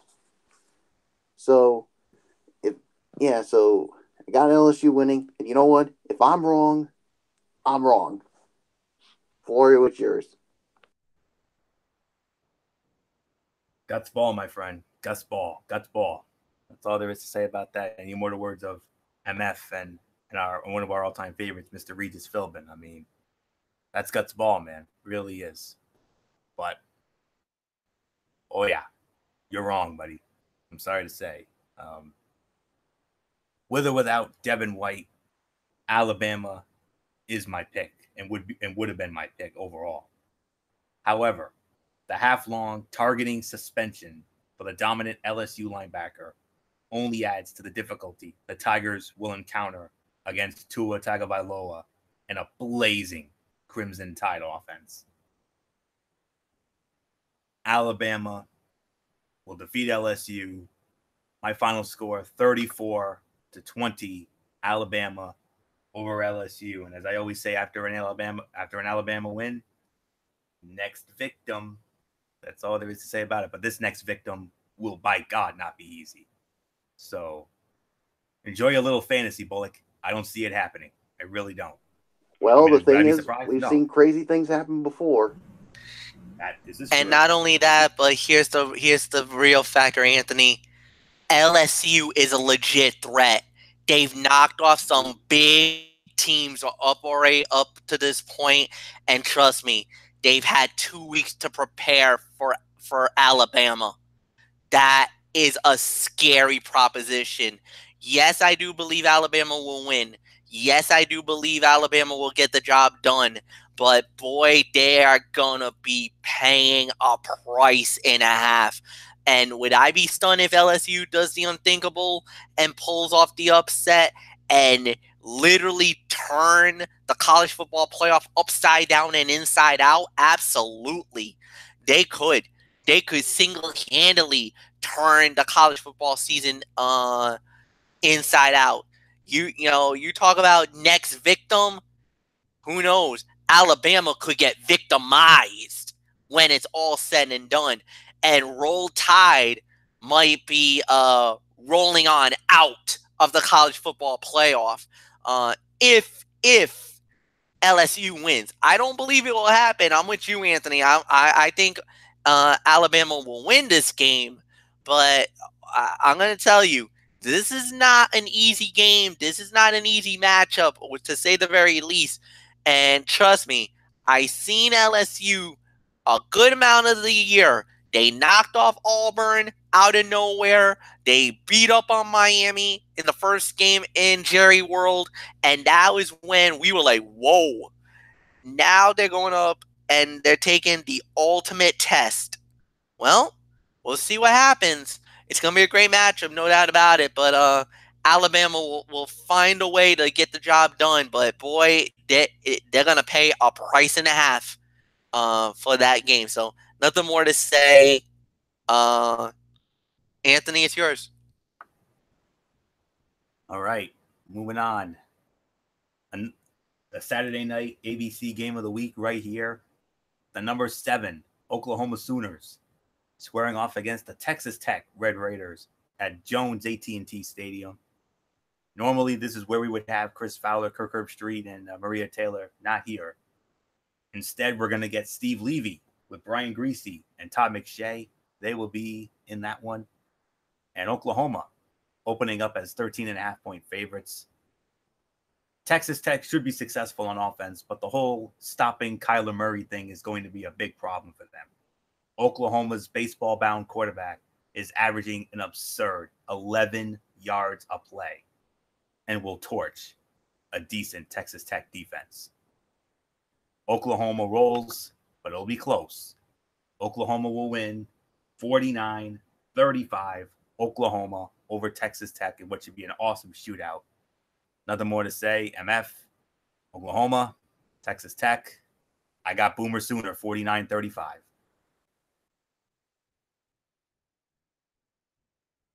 I agree. Oklahoma wins the game. They're just a better team, no doubt about it. It's not going to be an easy battle. It's not going to be an easy game, by no stretch of the imagination. But Oklahoma's the better team. They should win it. Nothing more to say. Michael Bullock, go.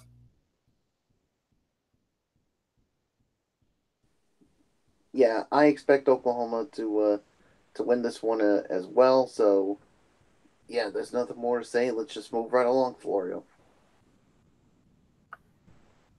Bullock, keep your hang on. I think Fletcher leads off on this one. Oh yeah, it is MF. You're right. MF will lead off on our next matchup. We have two left. We have the number 23 Fresno State Bulldogs. Yes, Fresno State finding their way into the rankings. They're number 23. They're going to be scoring off against the Rebels of UNLV at Sam Boyd Stadium at UNLV. A 10:30 kickoff on the CBS Sports Network. It's not often we call that network, but they will have that game. It'll be Rich Waltz with Aaron Murray and Cassie McKinney on the call. Fresno State opening up as 26-point favorites. MF, I smell an easy one for Fresno State. Yes, this is an easy one for Fresno State. And Fresno State actually has an outside chance of making the New Year's Six. And the reason why I'm talking about the New Year's Six is because, as you know, There's always one mid-major that actually gets in. If you are the highest ranked team out of the top, I think you got to be in the top 15 as a mid-major, you automatically get an invite to one of the New Year's Six bowls. Right now, South Florida holds that spot because they're undefeated, and I believe they're in the top. They're outside the top 10, but if they should falter at any point and Fresno State actually leapfrogs them and they're in the top 15, they automatically get the invite to play in the New Year's Six. And that means they will be invited to one of the non-college football playoff matchups, to say the very least. But Fresno State should win this.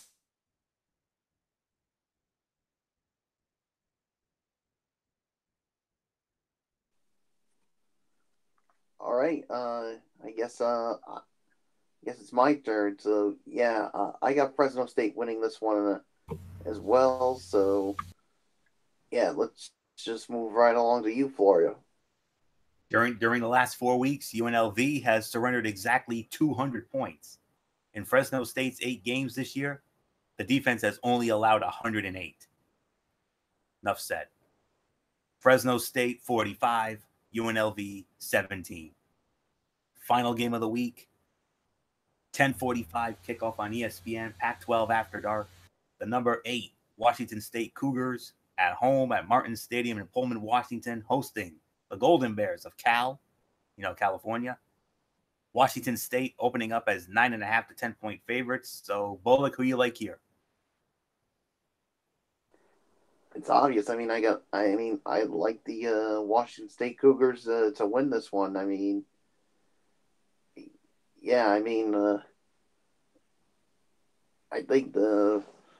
think they should have no problem with Cal here. So I got nothing more to say. Florio, what's yours? Yeah, I got Washington State as well. 2 things are true. Cal has typically covered well, and competent passing games have been in short supply. Washington and Oregon are Cal's only 2 prior opponents ranked better than 76th in yards per pass. And Washington, yikes. While the Bears won't get rolled, Washington State's aerial attack should win the day. So I'm going with Washington State to win this one. My final score, 30-21. Washington State over Cal. MF, wrap up our predictions, and then we go into the power poll. Mic check? Yep, I hear you. All right, good. Yeah, you're absolutely right. Washington should be the better team. There's really nothing more to say, so I guess let's go into power poll. Yep, and I'm going to start it off. And, of course, remember the disclaimer I said earlier. Our power poll rankings do not necessarily reflect the rankings of the CFP or the AP, if you know what I mean. So with all that being said, I'm going to start it off at number 10, and I'm going to go with the Washington State Cougars at number 10. I mean, did the Pac-12 network with its limited viewership cost Gardner Minshew his best Heisman moment against Stanford? Did the non-targeting call against USC cost Washington State an undefeated season? Coach Mike Leach has won 3 straight over the Stanford Cardinal and 4 in a row over Oregon, the last 2 opponents. Go figure. So with all that being said, Washington State Cougars crack my power poll at number 10. So MF, what do you say to that? Normally, I would disagree with you, Anthony, but I'll give you the benefit of the doubt here. So yeah, my number 10 is Washington State as well. Good win, solid victory, nothing more to say. Michael Bullock, I give it to you. Yeah, I'm going to go with Washington State at my number 10 as well. So nothing more to say. Let's just move on to number 9, and Fletch, you kick it off. The reason why this team is number 9 is because of their overall record, the body of work that they've done all season long, and on top of that, with everything that they have played for up to this point, this has been one of the most remarkable seasons that I've ever seen. My number 9 is Kentucky. I gotta put them here because of the fact that they're in hunt in the college football playoff at number 9. But that's not the reason why I got them here. Because of the magnitude of the next game for the SEC Eastern Division Championship. Obviously, Florio's going to disagree, but I don't give a damn. They deserve to be in the top 10 because of everything that they've gone through throughout the season, and for the mere fact that they're playing for an SEC Eastern Division Championship, a division title that they had no business of even playing for. This is the biggest game in Kentucky football history. Amen. No ifs, no Fs, no doubts. They win this game, they're playing in Atlanta for the SEC championship game. They will be one heartbeat away from possibly a college football playoff berth. If not a college football playoff, they are definitely going to be playing for a New Year's Six. So no doubt about it, this team is worthy enough and deservingly so of where they are. Number 9 is Kentucky. Yes. Michael Bullock, I give it to you. Absolutely. My number 9 is Kentucky as well. I mean, Fletch pretty much basically touched on everything you just mentioned. So, Florio, I give it to you. MF thinks I'm going to disagree. You have every right to think that, MF, but you're wrong. I don't disagree. I agree. I have Kentucky at number 9 as well. The Wildcats can absolutely beat Georgia in a winner-take-all game for the SEC East. Their defense will keep it close. Benny Snell will be able to run against a suspect Georgia front. It took a near miracle at Mizzou, but here is Kentucky. So you're absolutely right, MF. You got this one right. It is Kentucky at number 9. I'm sure we're probably going to have some disagreements along the way, and I'm sure it'll probably start here. My number 8, UCF.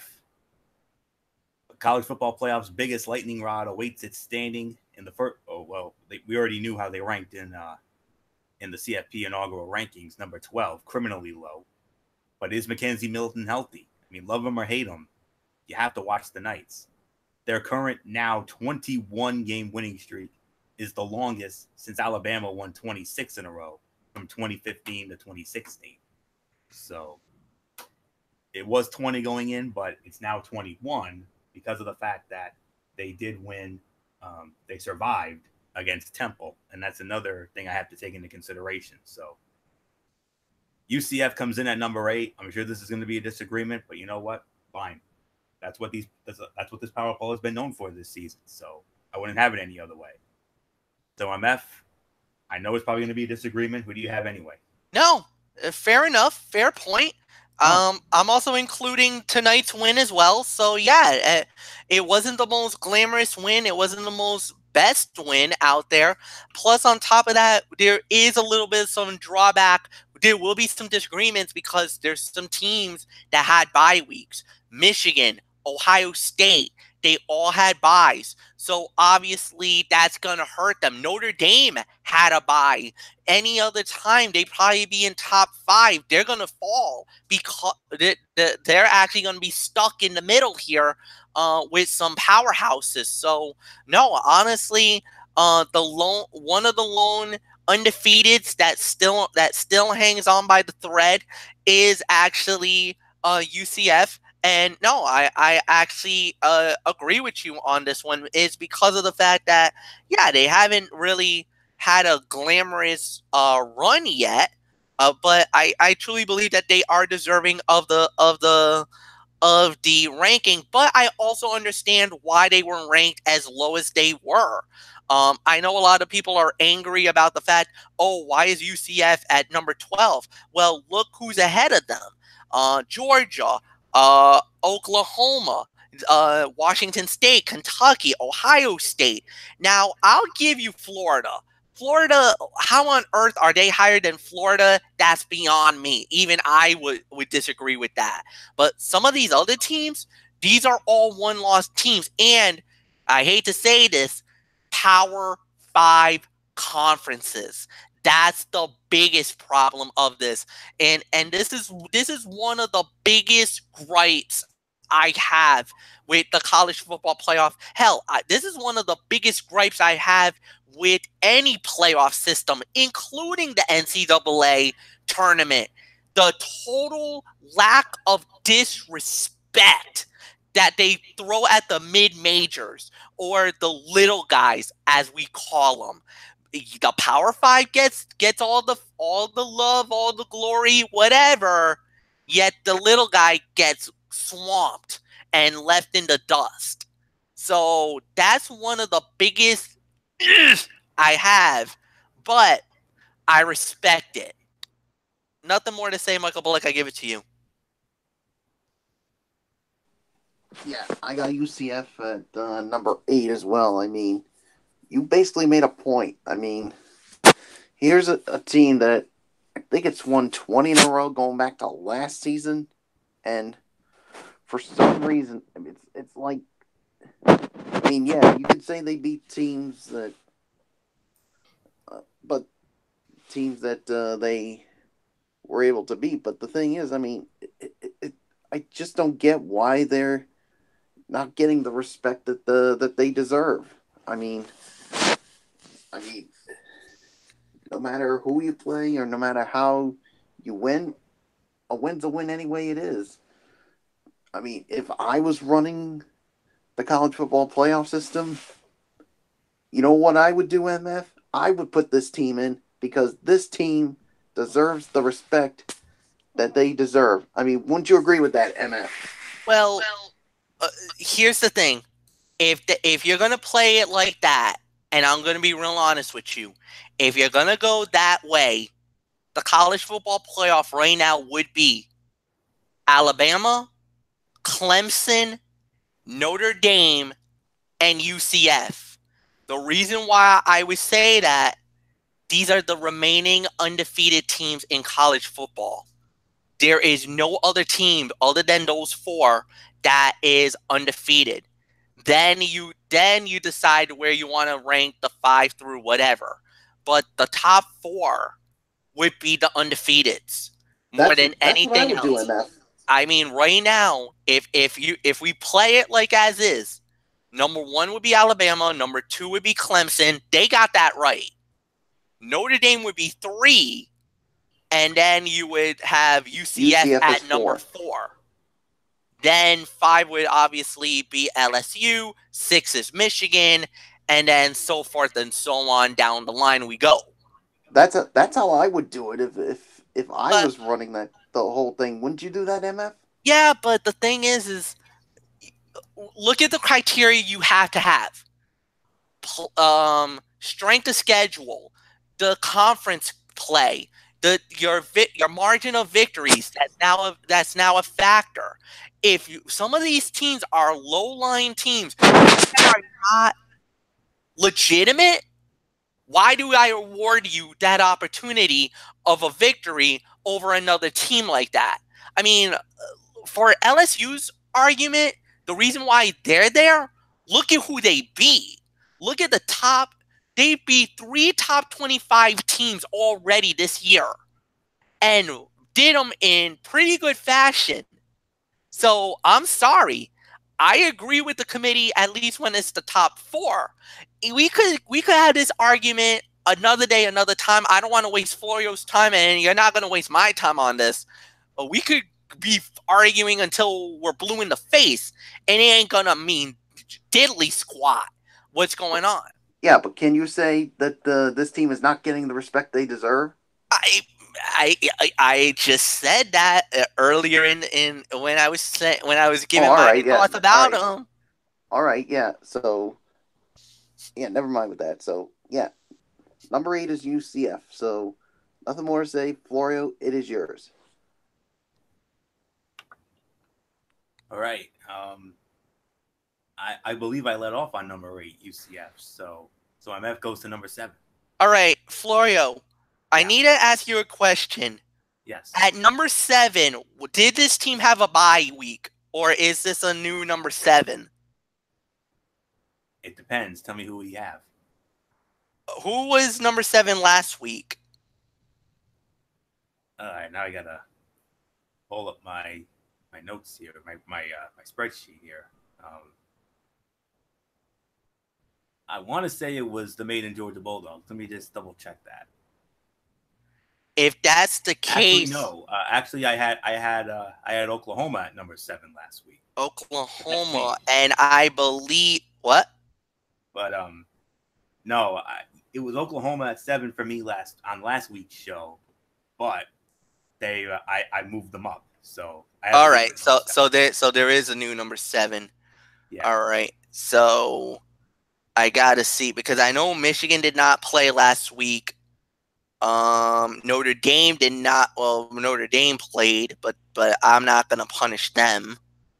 I'm trying to see. I can't do LSU because they were 2 weeks off. Man, this is getting tough. Let me see. Could I do West Virginia here? No, can't do that because they crushed Florida. Could I do them? No, they got crushed by it. Nope, they're not even going to be in the rankings this time around. We put Washington State at number 10, so can't do them. I gotta see here. Ah, man, this is not easy. I don't want to put Michigan down here, but I might be forced to because all the other teams that had it were all oppressive wins. I'm gonna have to go with Michigan by default. Look, I know there's gonna be a disagreement here, but Slight. Huh? Slight. But here's the problem. It's either going to be Michigan or it's going to be LSU. You can't really put one or the other because of the fact neither team played last week. They both had 2 weeks to prepare. Unless there's another team that I'm not looking at, that I'm missing, which it's possible, but I can't put Alabama there. I can't put Clemson there. Ohio State, maybe them, but I can't see it. If Ohio State goes there, but Ohio State got embarrassed last week, so I can't. I mean, the week before they got embarrassed by Purdue. I can't put them in the rankings, so this is going to have to be the disagreement. I'm sorry, Michigan's my number 7, and it's not because of lack of play. Because they didn't play last week. I know there's that rule that we say we don't punish a team on a bye week, but I can't find any area. So I don't know. Michael Bullock, I give it to you. Michigan, number 7. Yeah, this is a tough one here. I mean, like you said,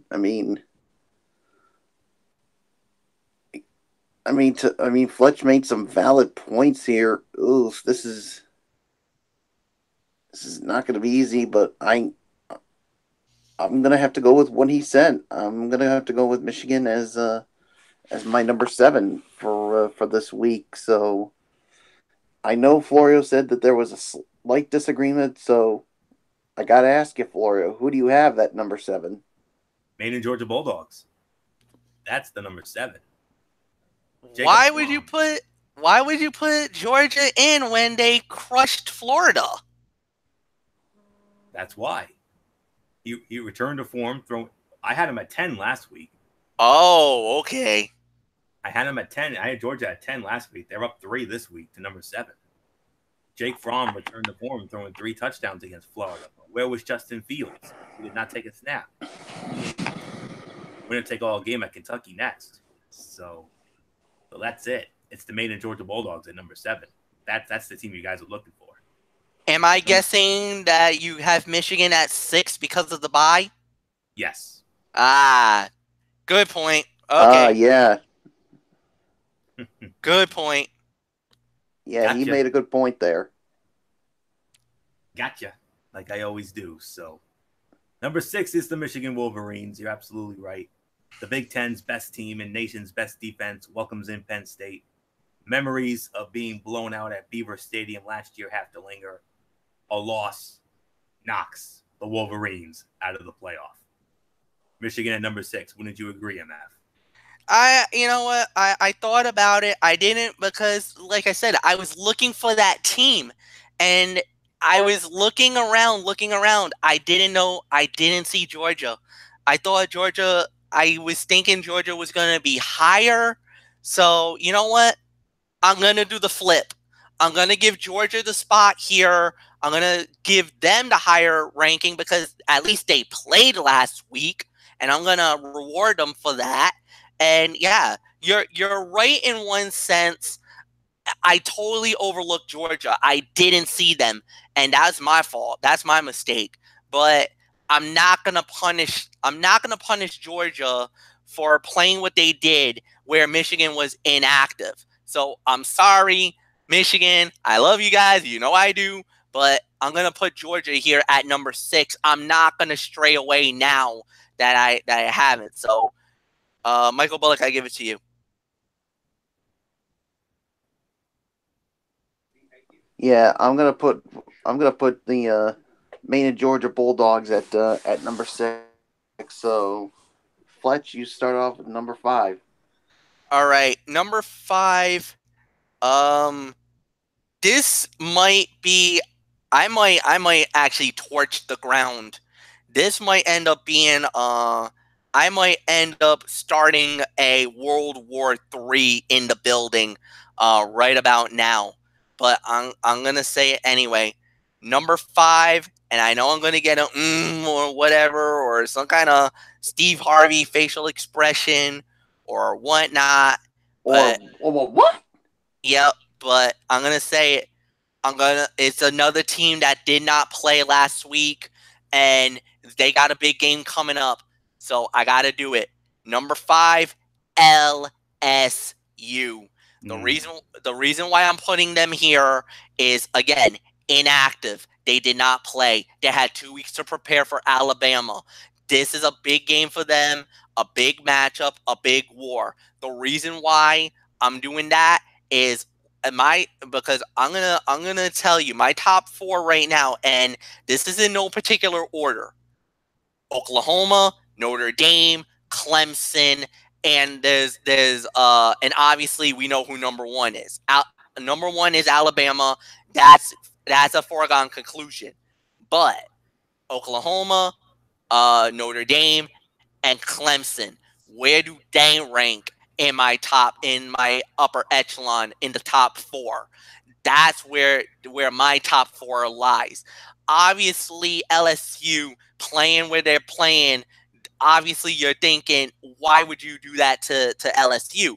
They haven't played. Granted, but again, I am taking this a little more carefully than any other team because normally we always don't punish a team for having a bye week unless a team really just goes wow and blows us away. Then I might reconsider. This is one of those where I'm considering every avenue. Notre Dame looked good, Clemson looked great, Oklahoma rebounded, and Bama was Bama. There's really nothing more to say. So, with that, my number 5, I know I'm probably going to get disagreed on, LSU Tigers. Michael Bullock, it's yours. Yeah, I'm gonna put the LSU Tigers as my number 5 as well. So, Florio, I know you're gonna disagree with us, but lay it on us. Oh yes, this is a disagreement without a doubt. Reason being is the bye week comes into effect, and I did not have LSU at 5. I had them much higher, and I can't move them out of where I had them because of the bye week. So that's all there is to say on that. So my number 5 is Oklahoma. 4 more touchdowns throwing and running for Kyler Murray. More than 700 yards for the Sooners against Kansas State. No pressure, OU, but the Big 12 is counting on you to win the rest of your games and get to the playoff. So that's all there is to say on that. Oklahoma's number 5.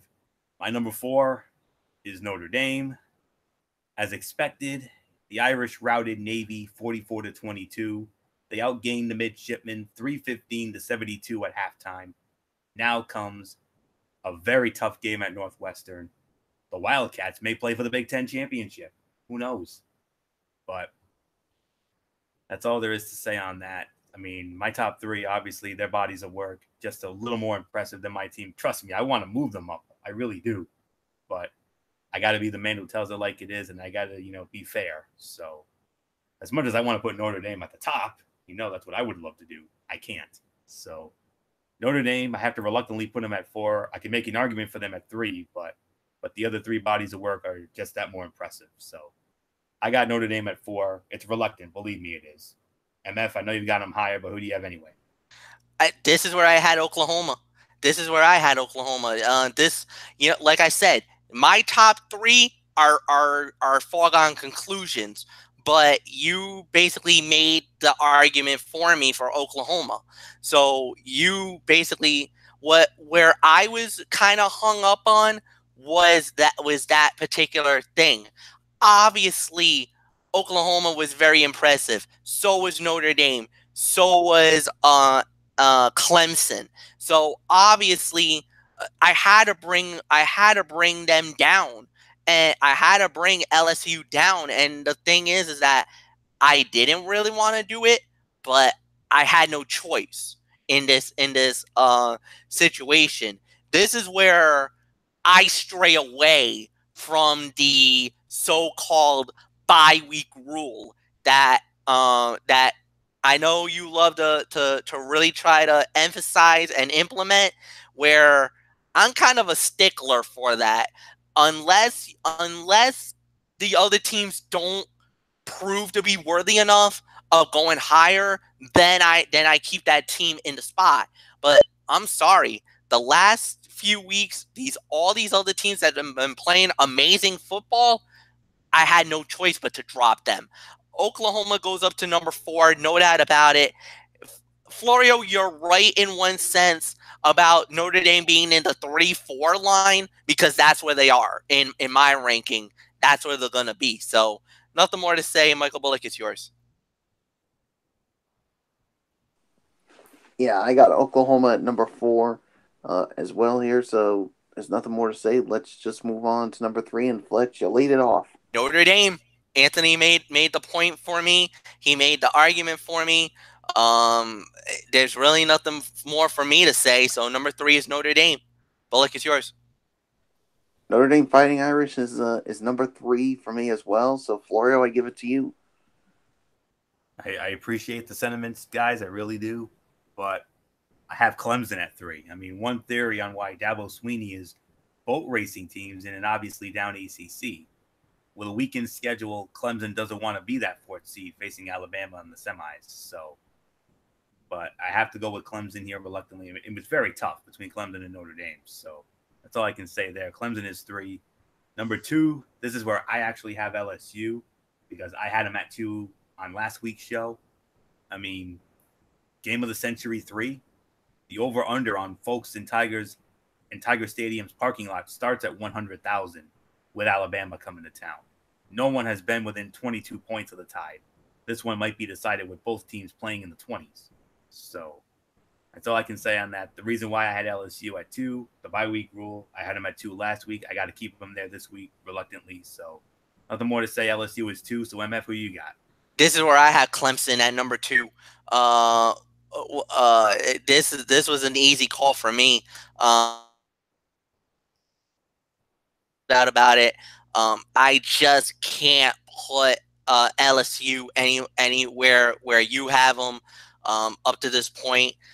If they win, I'm going to say this. If they beat Alabama, they're the new number 1. LSU leapfrogs over everybody and automatically takes the number 1 spot, and I'm calling it right here, right now. If Bama loses, LSU is number 1. No ifs, no ands, no buts. Amen.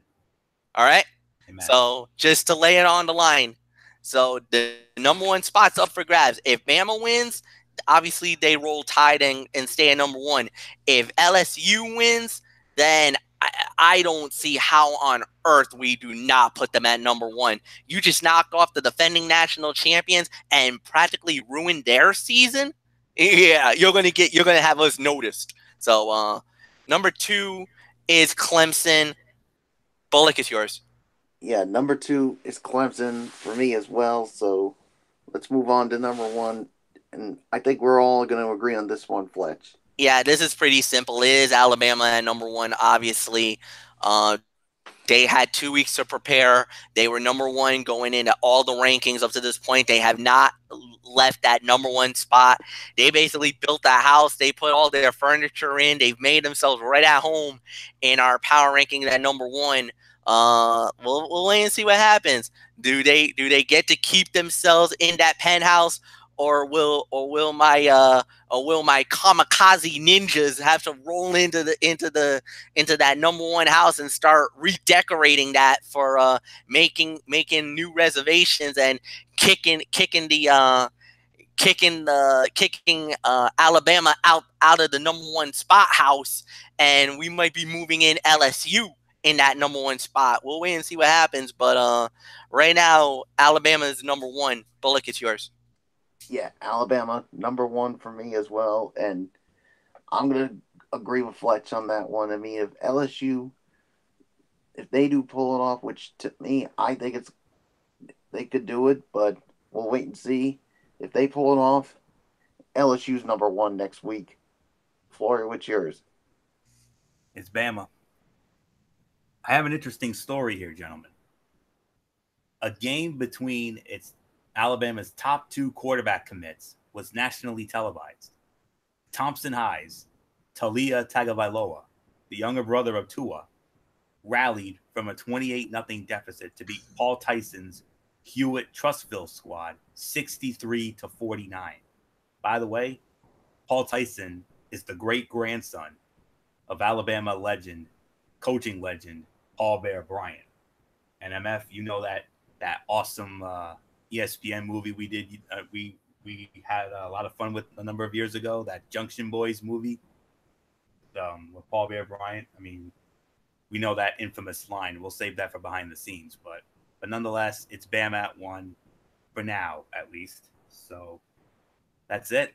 This loaded edition of College Football Thursday in the books for this week. We want to thank you all so very much for tuning in. And, of course, tomorrow night, 10:30, right back here on the Tone 25. Join us again for NFL Friday. And we got 3 big games to get into. We got the Pittsburgh Steelers against the Baltimore Ravens. We got Aaron Rodgers against Tom Brady, the Packers and the Patriots. And, gentlemen, a rare NFL game of the century, the Los Angeles Rams and the New Orleans Saints in the Superdome. Oh, boy. We're going to have so much fun with that tomorrow night, believe me, and our newest NFL Power Rankings as well. And, of course, Monday night we got Ridiculously Raw. Either Tuesday or Wednesday, the Cerebral Smack Talk. And then next week, College Football Thursday, Week 11 edition. And some of the games to look forward to next week. How about Fresno State against Boise State? How about Clemson against Boston College? Auburn against Georgia. Oklahoma State against Oklahoma. Washington State against Colorado. Ohio State against Michigan State. Wisconsin against Penn State. Northwestern against Iowa. Mississippi State against Alabama. Just to name a few of the great matchups. You thought this week was loaded. Next week could be just as much so. So that's all next week. So that's it. So until tomorrow night for NFL Friday, Anthony Florio here for good old MF Michael Fletcher, for Michael Bullock, and in spirit, Dede Woodson and Derek Ferrera. You know the routine, everybody. Thumbs up. Talk to you later. Yeah. Go to Fortune 4 style. Bye for now, my friends. God bless. Be good to each other. Have a blessed Friday. And until tomorrow night for NFL Friday, you've been watching Week 10 of Strictly Sports College Football Thursday right here on the Tone 25 on YouTube.com for everybody who's been a part of this one. For now, Anthony Florio. So long. Bye, everybody. Bye.